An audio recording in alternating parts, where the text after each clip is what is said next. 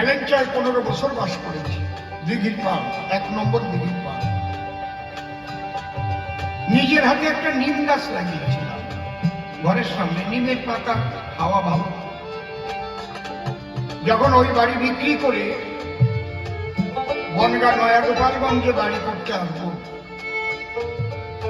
বাড়ি ছেড়ে আসার সময় আমার মনে হচ্ছিল গাছটা কাঁদছে, বন্ধু আমাকে ছেড়ে চলে যাচ্ছে। আমিও জড়িয়ে ধরে কাঁদলাম। যেটা গাছ বলছে আমাকে নিজের হাতে তুমি লাগিয়েছে, আমাকে ফেলে চলে যাচ্ছ।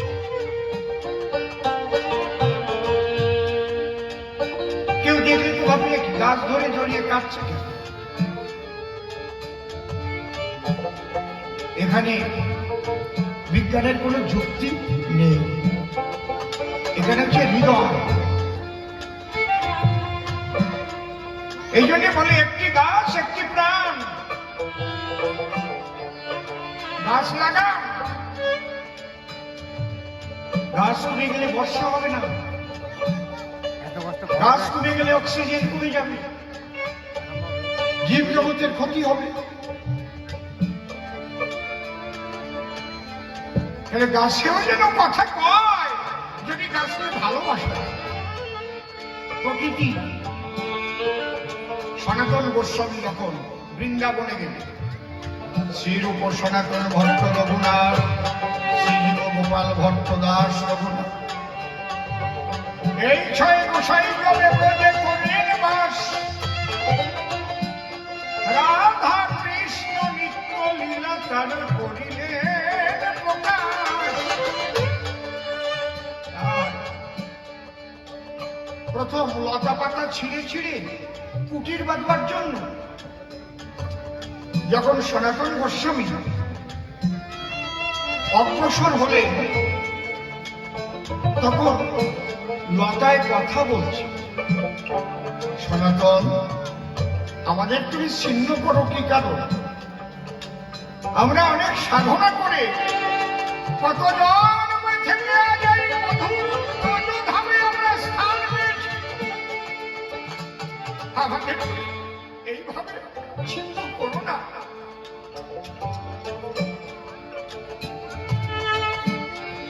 সনাতন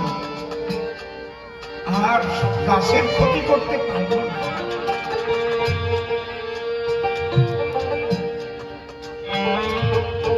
আজকে সকালে আমার বাড়িতে একটা ছেলে এসেছে,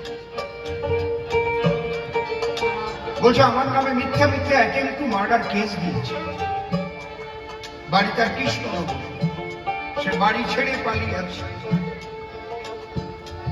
আমি দেখলাম এফআইআর ধারা দেওয়া আছে। বললাম তুমি কি অন্যায় করেছ?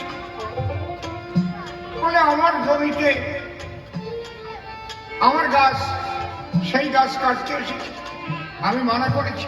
ওরা আমার উপরে যখন লাঠি সোটা নিয়ে আমাকে মারতে এসেছে, আমার হাতের কাছে হেসো ছিল, আমি কোপ মেরেছি, দুজনের কোপ লেগেছে। তাহলে কালকে অ্যাটেম্প টু মার্ডার হবেই। দেখি এফআইআর কি লেখা আছে। দেখলাম সেখানে লেখা আছে গাছে আগুন দিয়েছে। আমার স্ত্রী পাশে বসা আছে। বললাম তুমি গাছে আগুন দিয়েছিলে? এই যে লেখা, তাই ওরা মানা করেছিল। বলে আমি ওই পাতা পড়াইছিলাম, আমি যদি গিয়ে দেখি গাছ পোড়া আছে, বলে ওই জন্যে একটু গাছে পোড়া পোড়া ভাব হয়েছে। আমার স্ত্রী বলছে ওর জন্য আর তুমি কিছু করতে হবে না, যে জ্যান্ত গাছে আগুন দেয় সে কখনো ভালো নয়। যদি গাছ মারা যায় সে ব্যাপার আলাদা, একটা জীবন্ত গাছে আগুন লাগিয়ে দিচ্ছে, গাছ নিয়ে গন্ডগোল হতে পারে, যার ভাবে পড়লে সে পাবে আগুন ধরিয়ে পুড়িয়ে দেবে। একটা গাছকে পোড়াতেই যার হৃদয়ে এতটুকু ব্যথা হয় না, সে কিন্তু ভালো হতে পারে না। আমরাও বৃক্ষ জন্ম নিয়েছিলাম কত লক্ষ বার? 30 লক্ষ। স্থাবর 30 লক্ষশ্চ জলজ নবলক্ষকম জলের প্রাণী হয়েছিলাম 9 লক্ষ। তাহলে 30 আর 9 39। রুদ্র লক্ষণ উপক্ষিণ পাখি জনম 11 লক্ষ বার, 39 আর 11 50। আর কি কৃমিয়া 10 লক্ষ। এই যে কৃমি বিভিন্ন রকমের 10 লক্ষ বার, এইভাবে 60 লক্ষ। আর 20 লক্ষস্তু পশু জনম 20 লক্ষ বার পেয়েছে। এই 80 লক্ষ জনম পরে মানব জনম ধরি, মানব জনম ধরি কি করছে? ভবের হাতে এলাম পুরো করতে মজুমদারি।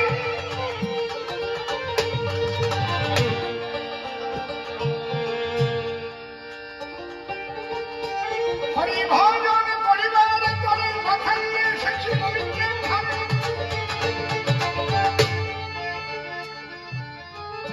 কিন্তু এসে মায়ার সংসারে মোহময় মায়া জালে জড়িয়ে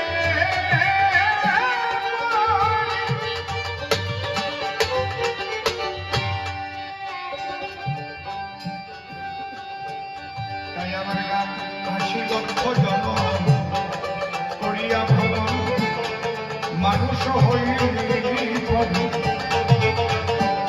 যাহারে ভজিতে যে ধন পুজিতে মানুষ করিল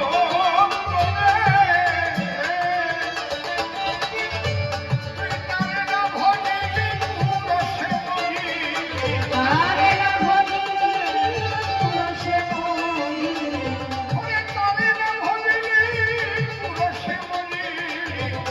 শেষে কি জবাব দিবি রে?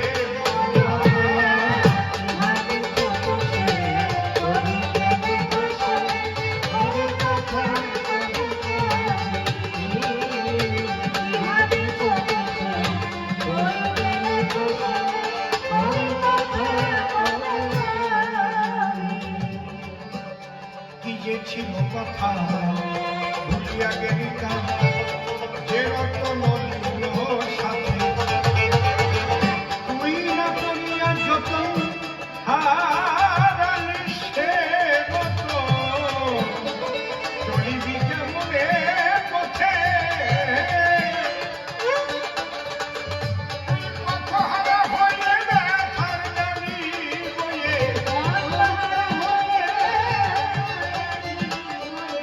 ওরে পথহারা হয়ে ব্যথার ডালি বয়ে।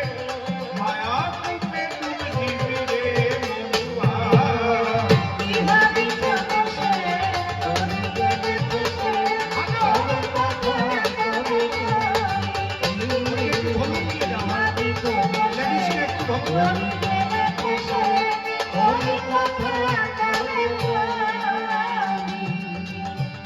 সে ধন তোর কাছে এখনো রয়েছে, জাগাতে পারি রে কানে। শ্যাম